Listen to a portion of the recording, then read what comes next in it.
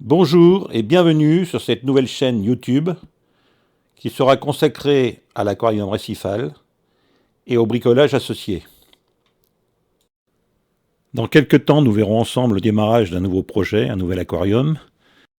Je vais vous montrer comment j'ai réalisé, grâce à l'impression 3D, un appareil innovant en termes de filtration et qui remplace avantageusement les micro-bagues et la corvée de leur nettoyage.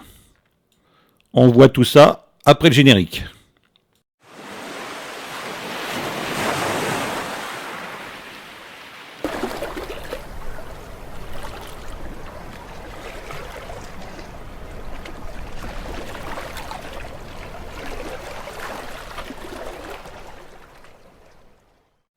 Alors certains l'ont sans doute déjà deviné. Donc aujourd'hui, nous allons voir comment j'ai construit mon propre filtre à papier. Alors je ne vous cache pas que ce travail a été assez laborieux et assez long, car je n'avais pas d'exemple du commerce à ma disposition. J'ai simplement acheté un rouleau de chez Clarissi en 150 mm et construit mon système autour.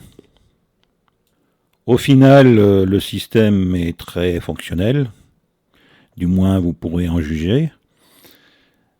Et quand on voit le prix de ce type de filtre, il est très intéressant de le fabriquer soi-même. Maintenant que toutes les pièces sont imprimées, on va pouvoir passer au montage.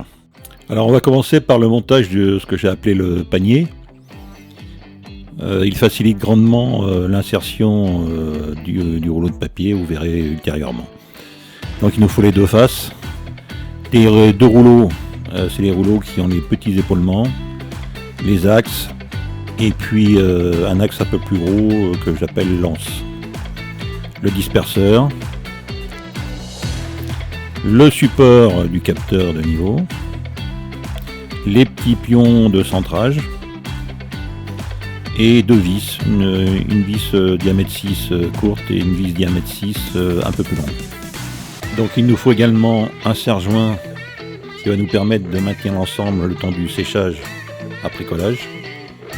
Et pour le collage, j'utilise de la colle cyano. Mais on peut également utiliser de la colle pour coller les tuyaux PVC.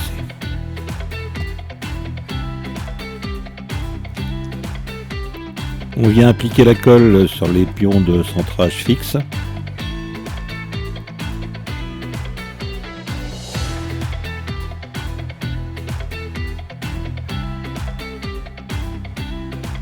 Et on insère nos 4 entretoises inférieures.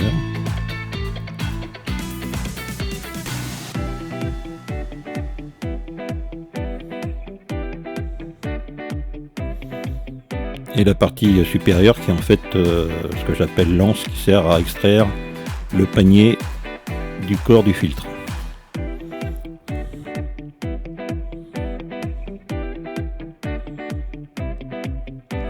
Alors on s'assure qu'il n'y a pas de colle sur les deux entretoises inférieures, car on va y insérer les rouleaux, et si les rouleaux étaient collés, ils perdraient leur fonctionnalité.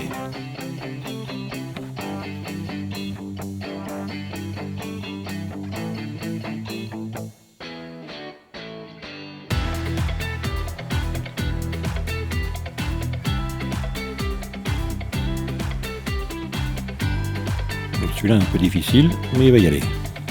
Voilà.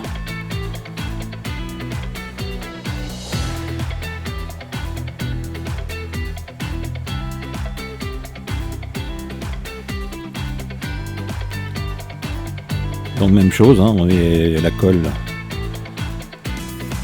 pour fixer l'autre flanc.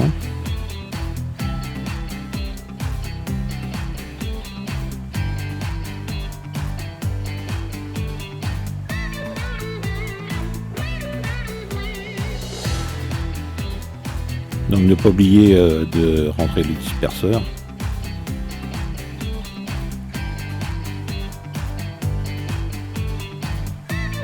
Voilà, mis en place. Notez qu'il est rotatif, donc ce qui permettra ultérieurement de diriger le flux dans le sens voulu.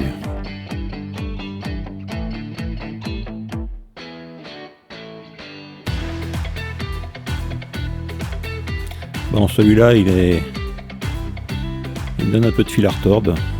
Il va falloir lui montrer qui est le patron. Et bien l'enfoncer, car en aucun cas il ne doit dépasser les flancs, qui réduirait le jeu et empêcherait le panier de rentrer dans le corps du filtre. Donc il va rentrer. Voilà. Une fois tout ça fini, on va laisser sécher. Et donc pendant ce temps, on va le fixer tout ça avec un serre-joint.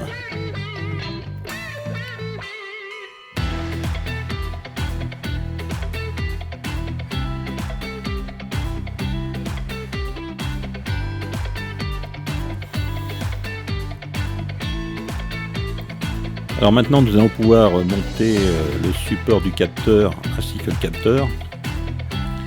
Il est tenu par une petite vis de 6 et sa position de montage est celle-là. Ensuite on vient insérer le capteur dans ce logement. Voilà, ça donne ça. Alors allons-y, faisons-le.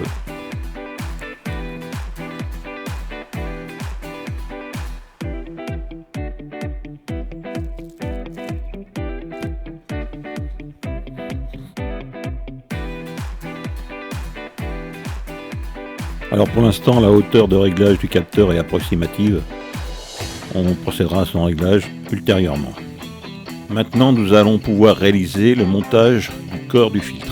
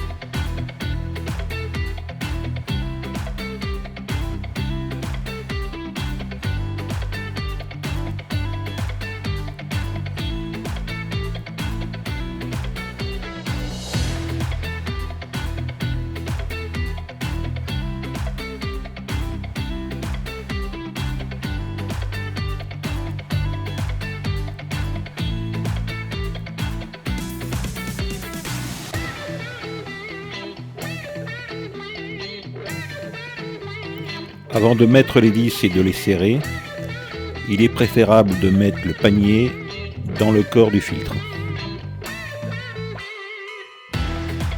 Les deux vis supérieures portent des rouleaux.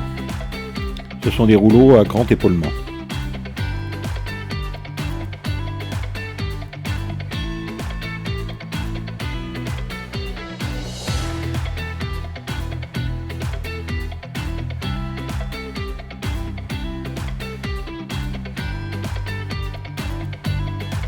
Toutes les vis doivent être serrées à la main, car dans le cas contraire, on risque de trop serrer et de déformer la structure.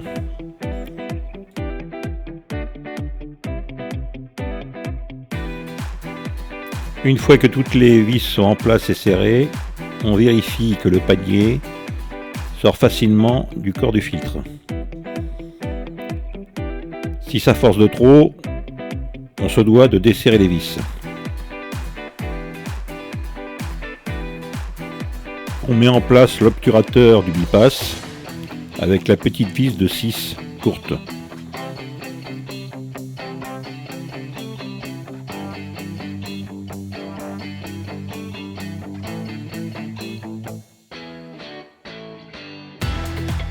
Puis la vis de blocage du panier. C'est une vis de 6 longue.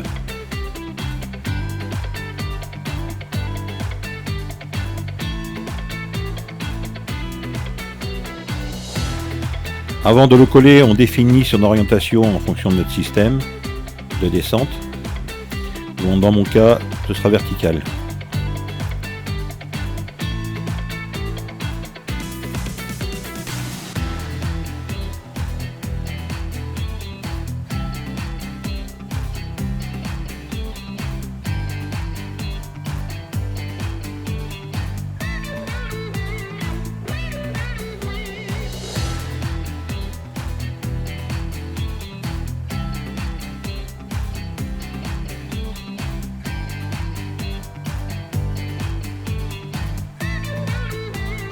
De la même façon, on assemble le support du rouleau neuf.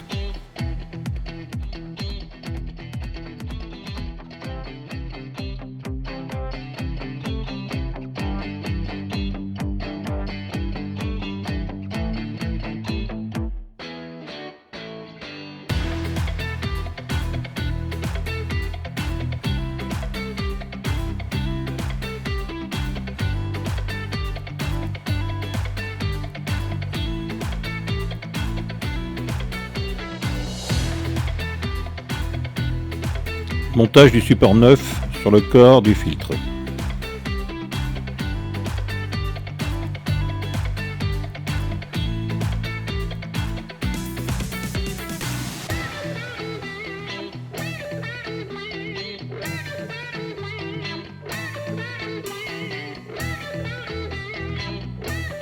Puis montage des 2 déflecteurs.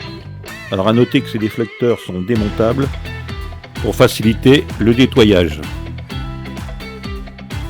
A noter que ces déflecteurs sont montés sans jeu, donc s'ils rentrent difficilement, une nouvelle fois, il faut desserrer un peu les vis.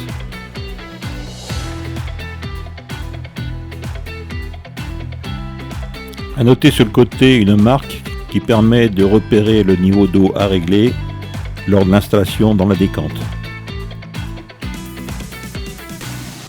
Le système est prévu de supports qui peuvent soit s'accrocher sur les parois de la décante ou soit être utilisés comme des pieds.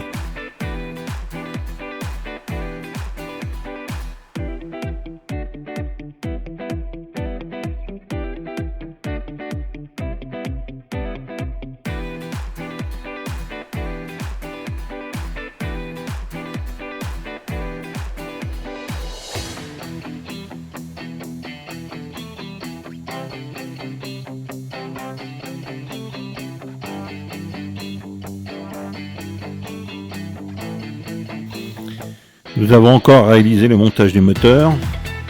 Celui-ci a déjà été vissé dans son support et on colle le cache moteur.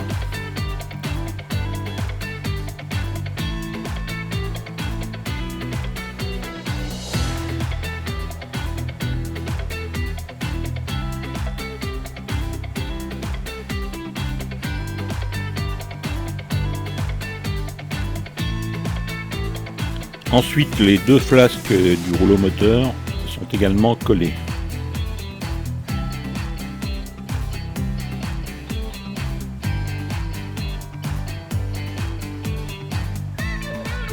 Maintenant, il nous reste à s'intéresser à la partie contrôleur. Donc le microcontrôleur qui va commander le moteur à partir des informations issues du capteur de niveau. On doit réaliser le montage suivant ce schéma.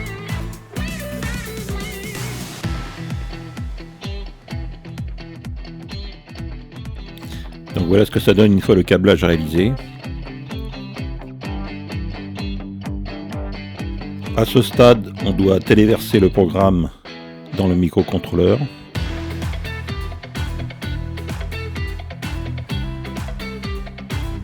le voyant est vert, donc ça veut dire que le système est sous surveillance. Donc si j'appuie sur le bouton, après une légère tempo, le moteur se met à tourner et entraîne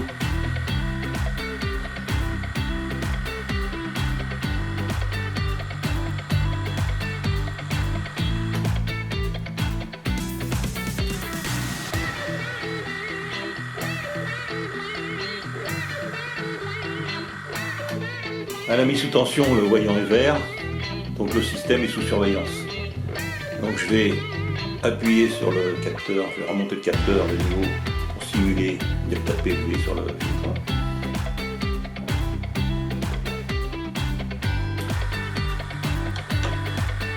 Donc là, le rouleau tourne.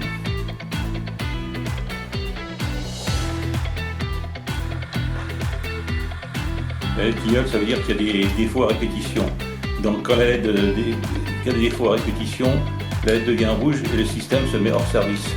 Donc pour acquitter le défaut, il faut appuyer 2 secondes sur le bouton marche. Avance. Voilà. Si cette vidéo vous a plu, n'hésitez pas à vous abonner pour ne rien rater des prochaines vidéos. À bientôt.